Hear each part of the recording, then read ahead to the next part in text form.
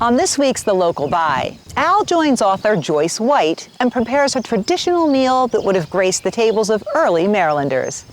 Al?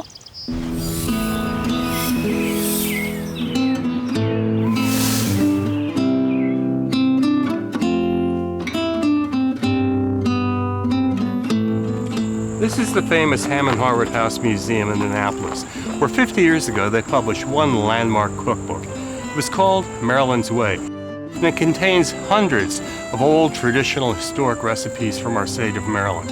To date, it's sold over 100,000 copies. I'm proud to say this is my very own. Well, we're here today to celebrate the publication of an entirely new cookbook that is stewed in the same classic spirit as its predecessor. Crafted by food historian and author Joyce White, this book is an exciting companion to Maryland's Way, highlighting inclusivity and including recipes from diverse cultural backgrounds. I wrote the small segment of corn, beans, and squash. I wrote that segment. I also donated a family recipe of Indian corn cakes that was one enjoyed up to my great-grandmother.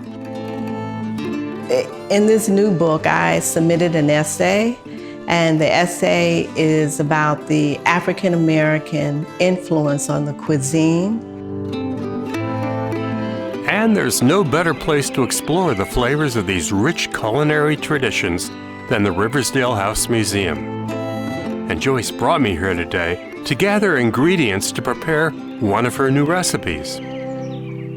Look at all these beautiful leafy greens here. What do we have? So these are collard greens. Oh, really? Yes. Uh-huh. They were originally from Europe and Asia and were brought over to this continent by the European settlers. Right. Yes, we try to make this garden as historically accurate as possible, given what we know about that time period. We're going to need some collards Sure. for our stew. So. Okay. And while we gathered the heirloom veggies for our dish, Joyce made sure every squash, carrot, and green bean had their stories told too. Joyce, we got some okra growing here. Is that native to Maryland? No, it's not. It was brought over with the enslaved servants from West Africa. Oh, really? And that is what I love about her book. History and flavor cohabitating the same pages. So Joyce, what dishes do you have planned that'll use all this food? So I've chosen dishes that reflect the people who lived on this land, the indigenous or early Marylanders, as well as the African-American enslaved and the European settlers who came here. So I've chosen corn as the main crop that we're going to be using. We're going to be using it to make succotash, which is a dish made with lima beans and corn. And then we're going to be making a later version of that called Brunswick stew, which has the corn and the beans as well as a variety of other seasonal produce. And then we're also going to be making a corn pudding. But the authenticity of cooking an old recipe is only enhanced by preparing it in an historic kitchen. And we're in luck, thanks to the Riversdale House Museum. Now, a classic Brunswick stew features squirrel, right? Yes. Are we doing that? Well, actually, the recipe that I used is called Squirrel Brunswick Stew. However, you do not have to use squirrel if you'd rather not. So we're using chicken. Okay, that sounds really good. It's a recipe that was made by an enslaved cook, Uncle Jimmy Matthews, for his enslaver, Dr. Creed Haskins, at a hunting camp. And it was simply just breadcrumbs, onions, squirrel meat.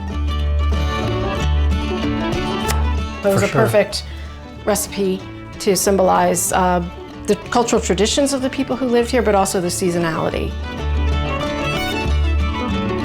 Plus, the squirrels are getting fat on acorns. That's right. We don't put that in. And with the Brunswick stew well on its way, there's only two dishes left. The succotash. To this, what we call a spider skillet. And the corn pudding. This contraption here, it's called a Dutch oven or a bake kettle. And while I'm not sure that I wanted to, we made enough to share. Been working all day. Yeah. This is the Brunswick stew, the succotash, and the corn pudding. And before I serve it, I better make sure it's up to your standards, if you don't mind.